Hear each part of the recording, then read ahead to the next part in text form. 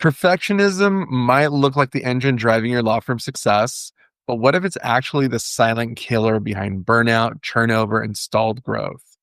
The pressure to become flawless in law isn't just unsustainable. Frankly, it's toxic. And the question isn't whether perfectionism is hurting your firm. The question is how badly. And to help us unpack this, we're joined by Jordana Confino. She's an Ivy League trained attorney, certified professional coach, and the powerhouse behind JC Coaching and Consulting. Jordana is on a mission to revolutionize the legal profession by replacing toxic perfectionism with purpose, connection, and frankly, true well being. She's worked with top law firms across the country to build healthier workplace cultures. She teaches groundbreaking courses like positive lawyering at Fordham, and that's where she previously served as an assistant dean of professionalism. Jordana is also the co author of the 2024 Lawyer Perfectionism and Wellbeing Report and the voice behind Chronicles of a Recovering Type A Perfectionist. I love that title, where she shares science-backed strategies to help lawyers trade burnout for balance. So if you're ready to stop chasing perfection and start building a thriving, human-centered law firm, this episode is absolutely for you. Thank you, Jordana, for coming on today. Oh, it's my pleasure. Thank you so much for having me and for that awesome introduction, Hugo. I'm delighted to be with you. Yeah, absolutely. So the title of today's program is Perfectionism Destroying Law Firm. This is such a niche issue, or a niche maybe a choke point or constraint in a law firm or in someone's legal career. How did you come about to dedicating your career to coaching around this particular constraint? Before we continue, a quick note and the only break you'll hear in today's episode. Most attorneys know they should be reaching Hispanic clients, but very few do it well. That's where we come in. At Abogados Now, we build authentic Spanish language campaigns that actually get you more cases and grow your practice. So if you're looking for a new way to get more clients, book a call with our team today at abogadosnow.com. Now, let's get back to the episode. Yeah, well, initially when I started coaching, I thought that I was going to be focusing more broadly on lawyer well-being, because we can talk a little bit more about it. But in addition to being a recovering Type A plus perfectionist, I'm also consider myself a recovered attorney. And I found my way to coaching basically because I ran myself into the ground as a raging overachiever lawyer. I thought that I had to forsake every aspect of my well-being in order to be successful. Yeah. And so I did. And it seemed to work at first. And then pretty rapidly, once it stopped working so well, I just started racing towards my breaking point. And it was just becoming increasingly clear to me on both a mental and physical level that this was not going to work. And so I actually discovered positive psychology, which is the grounding for a lot of the work I do now. Googling how to be happy when I was a burnt out lawyer. Long story short, I ended up getting certified in positive psychology. That made me decide that I wanted to bring positive psychology to the legal profession to help lawyers enhance their well-being. So I pivoted from practice to working at the time at Columbia Law School in law student counseling and really focused on well-being. I thought all my problems were over because I was out of the wind and grind of law practice. I was honoring my values, cultivating my relationships, doing all these other things I thought should make me happy. Fast forward 6 months and I burned out again, really hard. And I was totally baffled because I'm like, what? I'm doing everything differently now. I made all of these external changes following the pillars of well-being. Why aren't I happy? And what I recognized at that point was that I had made all of these external changes, but I had not even looked at how I was relating to myself in my own head and how I was still hustling to prove my worth from this deep-rooted shame and fear-based motivation. And I realized you can take someone out of a toxic work environment, but if you don't take the toxic boss out of their head, they're never going to flourish in any of the ways that they want. And so when I started coaching initially, I was focusing on well-being, but then I started seeing these same patterns with my clients that I was working with and seeing that there was this foundational step zero of this step that there was something that was preventing them from being able to fully make progress in all of these other areas that they were more directly and consciously trying to work on. And I realized it was this perfectionism deeply layered beneath everything that they were doing. And so I realized like this is such an important starting place for lawyers trying to enhance their effectiveness at work, trying to enhance their well-being in their personal lives, really in so many places. And it wasn't being addressed at all. To the contrary, it's been glorified and applauded in our profession basically forever. And so it just seemed to me to be this huge pain point that not only needs to be addressed, but just needs to be called out as a pain point rather than a badge of honor. Interesting. So you noticed that there was a trend with professionals seeking perfectionism. How are you able to highlight that as like the red flag that could be the root cause of, all this, let's call it, toxic burnout? Yeah, well, because people were identifying things that they wanted and changes that they didn't want to make. And they weren't, and we were giving them, okay, here's how you do it. So for instance, let's say it's a time management thing. They're procrastinating and not getting their work done. And we say, okay, well, here's some productivity and time management tools. And that wasn't solving the problem. And peeling back the onion, it's like, okay, well, what's preventing you from implementing these things? And what you're seeing is like, oh, it's this deep-rooted fear and shame-based beliefs that are preventing them from taking those steps. So they're not procrastinating because they've got time management problems.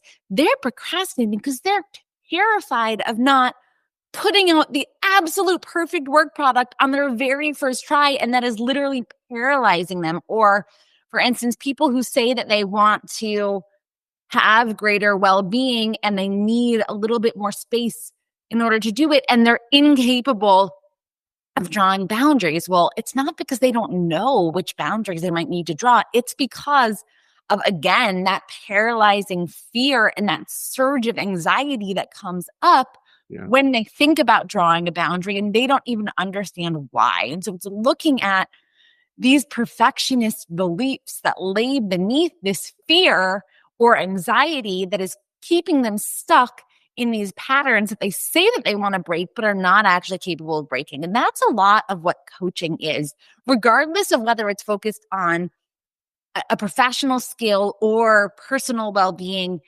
Generally, people say they want something and they're not able to get it for themselves. And sometimes there are like technical skills gaps that they need to bridge to get them there.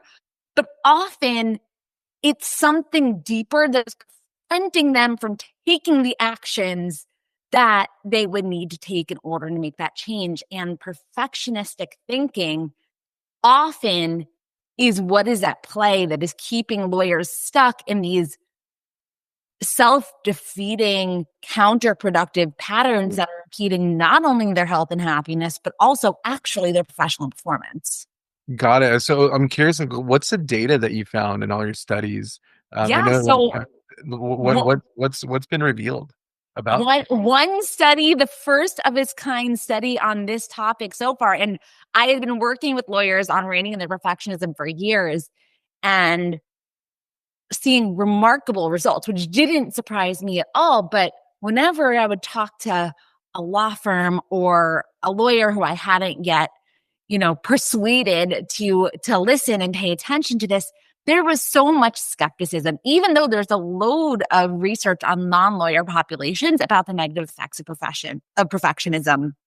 But there was nothing in the legal population. It's very easy for lawyers to say, well, that's fine for mere mortals, but we need this because we're working in the legal profession where literally the absence of a particular comma could make or break my client's case. And so I knew in my heart of hearts, based on my own experience and the countless lawyers I'd worked with, that this was true for lawyers too. But I was like, we need to study this. And so I partnered with Krill Strategies and now an Ambition Profile to study the effects of perfectionism, specifically on lawyers in private practice. And what we found was that perfectionism is highly correlated with depression, extreme stress, susceptibility to burnout, the well-being issues, but also a whole slew of factors that impede professional development. So for instance, greater fear of both giving and receiving feedback, greater difficulty prioritizing or managing your work, more procrastination, shorter longevity at their firms, and greater intention to quit. So we're seeing this across the board here. There's real negative effects on both retention and productivity. And this was no surprise to me, but it's really surprising to so many lawyers, because generally when I tell lawyers they need to rein in their perfectionism, they're like, but I need that because my job requires excellent work product. And what they don't recognize is there's actually a huge distinction between perfectionism on the one hand and pursuit of excellence on the other. And that in so many scenarios, perfectionism can actually impede your ability to achieve the highest possible outcomes, especially over the long term, but even immediately as well, because of a variety of factors that impact how perfectionist thinking or ruthless shame and blame based motivation and self-criticism actually impairs our cognitive functioning. So I'm curious, the lawyers you work with, like what buckets do they fall in, and which ones are more susceptible to, the disease of perfectionism, if you will? So it really runs the gamut. So I work with people from honestly from pre-law through law students through partners, and perfectionism shows up at every different level. It shows up differently and the pain points are differently. So for instance, let's say for the junior associate, the pain points will come in because they are reading every single email a million times before they just send it back to a supervising lawyer. It doesn't even matter. And they're just, killing themselves, writing off their time because things are taking them 3 times as long as they should. They feel like they have to say yes to every single assignment that comes in the door, even if they're already stretched so thin that they can't see straight, not recognizing that even if someone might raise an eyebrow at you for saying no to an assignment, they're certainly going to raise a higher eyebrow if you just do shoddy work product because you're stretched so thin. So that's how it would show up for a junior associate. Actually, I have a lot of clients who come to me either when they become new partners or when they're trying to move towards partnership, because there the perfectionism can show up in a different way. There it shows up where they're too scared to push themselves outside of their comfort zone. Because again, perfectionism, we always want to look perfect. It's deeply rooted in fixed mindset or the belief that we're not actually capable of improving.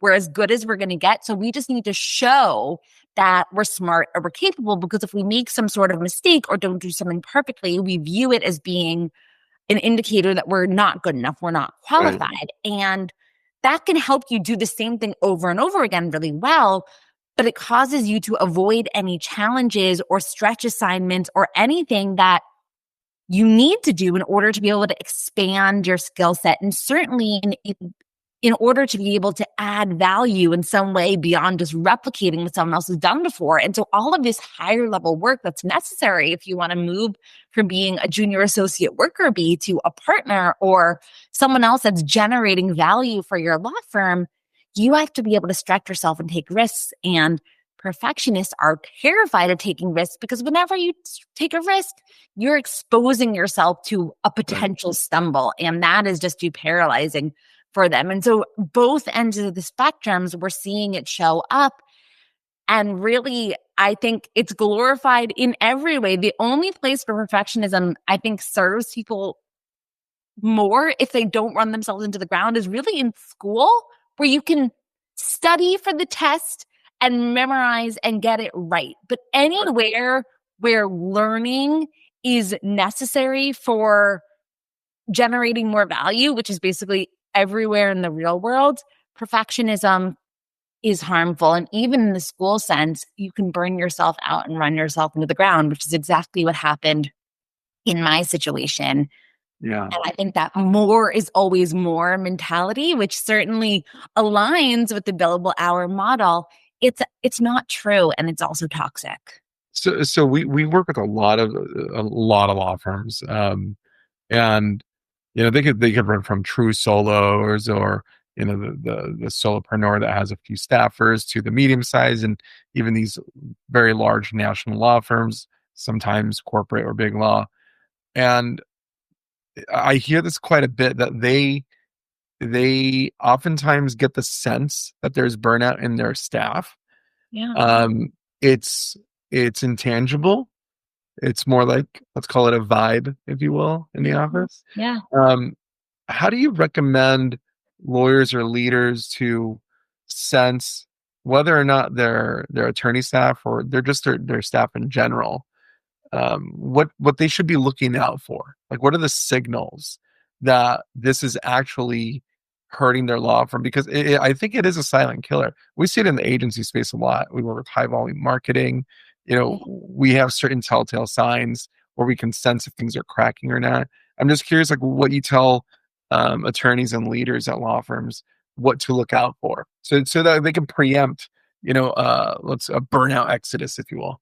Yeah. I mean, so there's burnout. There's a number of things that go into burnout aside from just perfectionism. But I think with the burnout piece, I would ask, just in general, how do your what is morale like? And if you don't know, because everyone is just so off siloed doing their works and there's no sense of collegiality and camaraderie in the office, that is a sign that you should be looking out for. Because with human connection and a sense of belonging and feeling like you're on a team of people who know and care about you, that is such an inoculating factor against burnout. And if we're working in the legal profession, regardless of the size of the firm, it's going to be hard, demanding work. And if you don't have that sense of belonging and community and mutual support among your staff, that is going to be a risk factor. So if you can't tell how people are doing because they're not engaging, that is a sign. Another just really important thing is,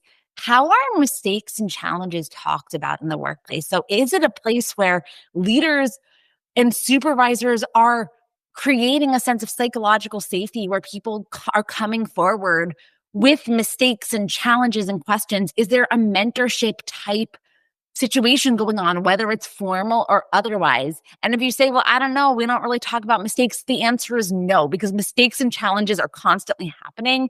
And the best way to empower people to learn from them and actually minimize them is by creating an atmosphere where you recognize, yes, mistakes and challenges and stumbles happen.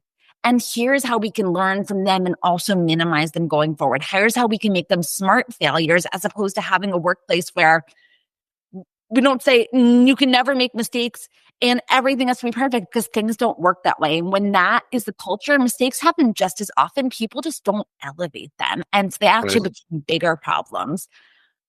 I also would be, and this is not, I don't know how you look out for this as a leader, but it's certainly a good intervention. What I have found to be one, aside from cultivating a growth mindset, and you can do that by creating an atmosphere of psychological safety, like I just said, creating a culture that promotes compassion for others and also self-compassion. That is the strongest antidote to toxic perfectionism, because toxic perfectionism is not just about having impossibly high standards for yourself. It's also about believing that the way to get yourself to produce the highest work product is basically tearing yourself to shreds on the inside, both to motivate yourself or to punish yourself when things don't go your way, to try to scare you into performing better. And that, it makes sense intuitively with the adversarial nature of the profession, and also just the way most of us have been raised to believe that our inner critics and our inner drill sergeants are our most effective motivators. And all of the brain science shows that's actually not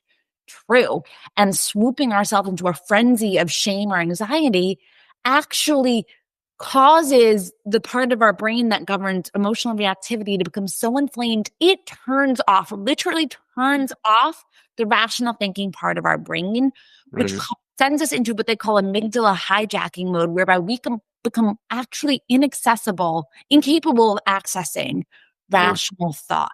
And if we can learn to treat ourselves with compassion, it will not make us weak, lazy, and self-indulgent, which I think a lot of lawyers assume. I certainly did when I first heard about it for many years. it turbocharges performance. And there's so many studies showing this. But if you think about the culture of a law firm, this is basically the opposite of it. Right. And so how can we show people how to be kinder to themselves and how to view that as a strategy for maximizing their performance? Well, there's different ways. You can have programs that talk about these things, but you can also just embed it into mentorship programs and leadership training programs, because it's the leaders, it's the role models that really set the stage for the more junior people. And really thinking about a culture shift of how can we switch from a culture of toxic perfectionism to one of sustainable high performance.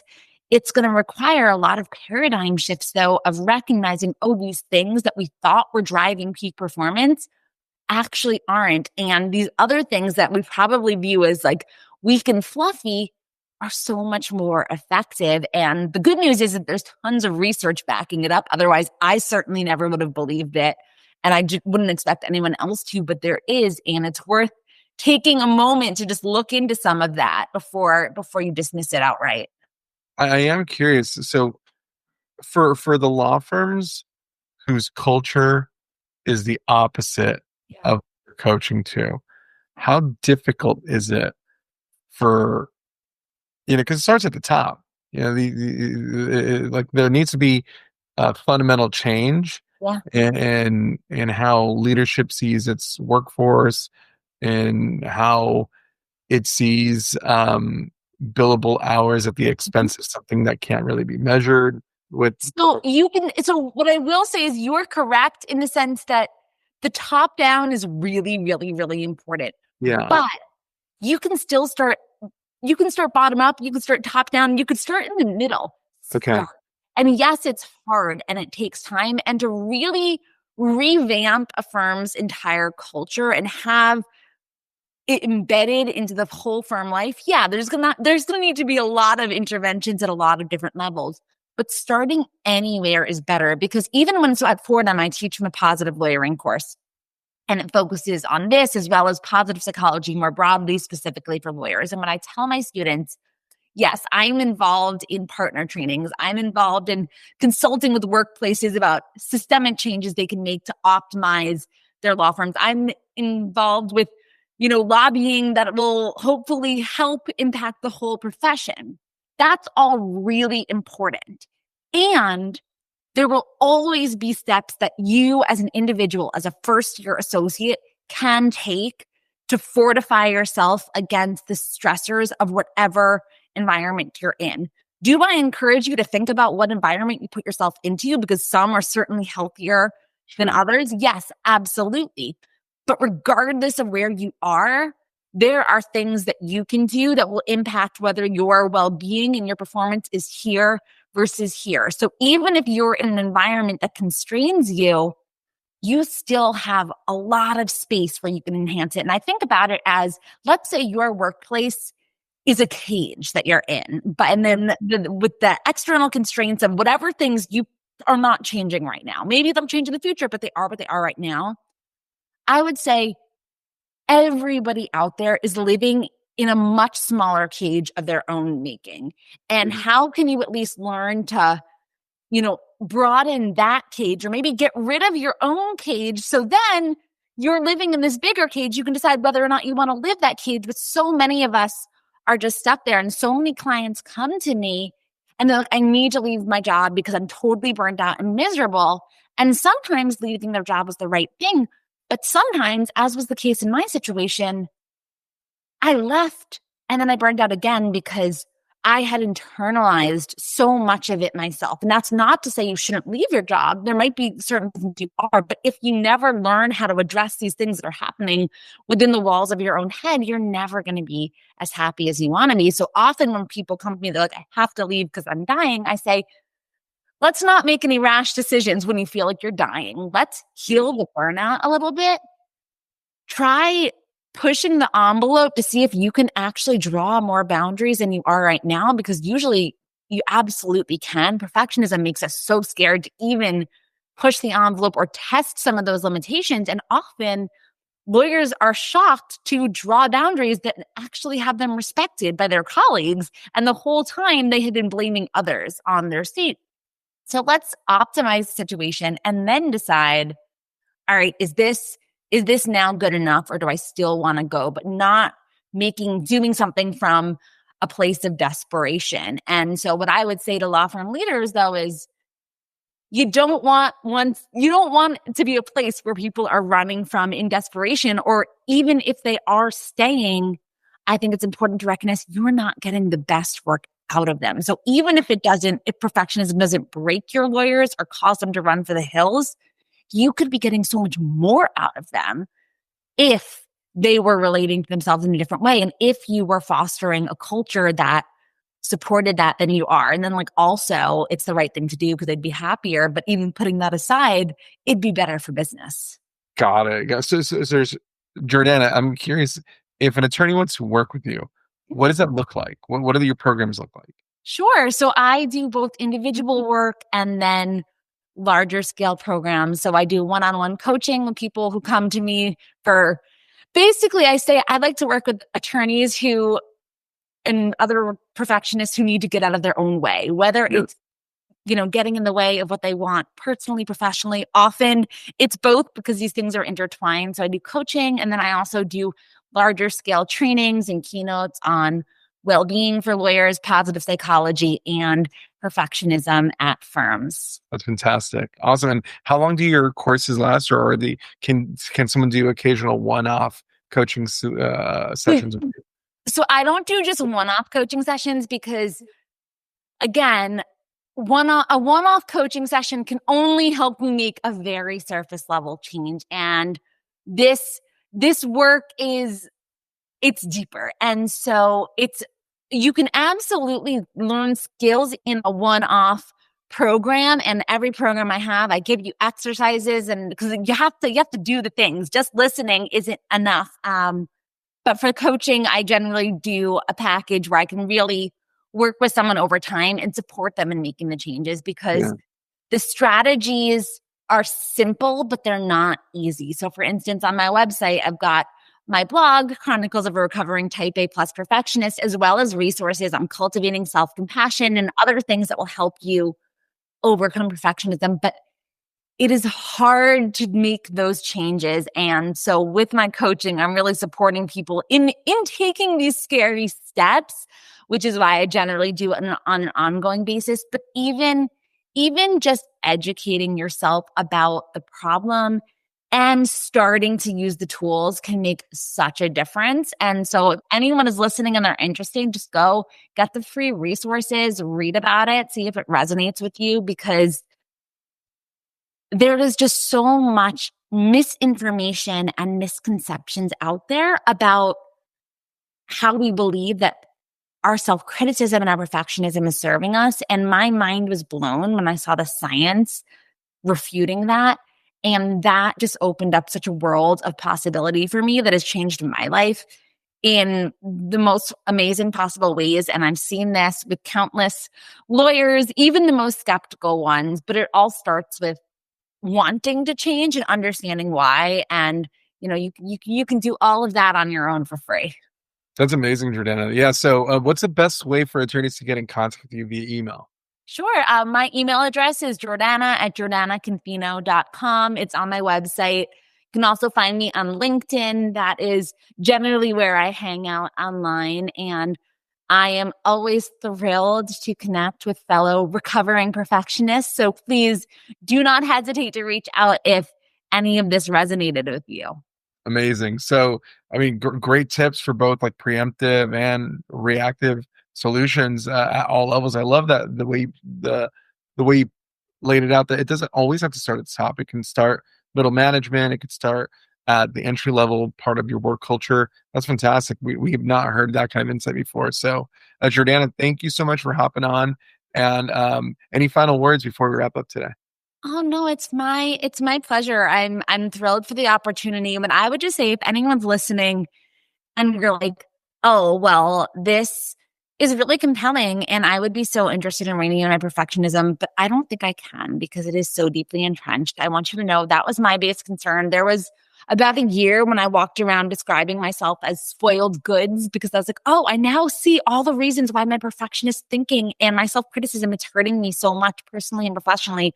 But my inner critic is just so intense and deeply ingrained, and I feel completely powerless to change it. And one of the most beautiful things I learned about in positive psychology is the phenomenon of neuroplasticity, which means that adults, any humans, but including adults, we are literally capable of rewiring our brains through repeated effort and practice, including practice thinking in a different type of way. And if you had told me 10 years ago that I could cultivate self-compassion and rein in my anxiety and inner critic, I truly would not have believed you for a second, which is why I feel like I'm one of the best people to spread the word about this, because if it can work for me, I believe it can work for anyone. And I have so many pieces of proof in terms of the most skeptical, most self-critical lawyers I've worked with who have done this work and seen just life-changing results. And so if this intrigues you, please don't count yourself out. Give it a try. It really, you won't regret it. I love it. Jordana, thank you so much for hopping on today's program. And to the rest of the Obligados staff that put this episode together, thank you very much. And until next time, see ya.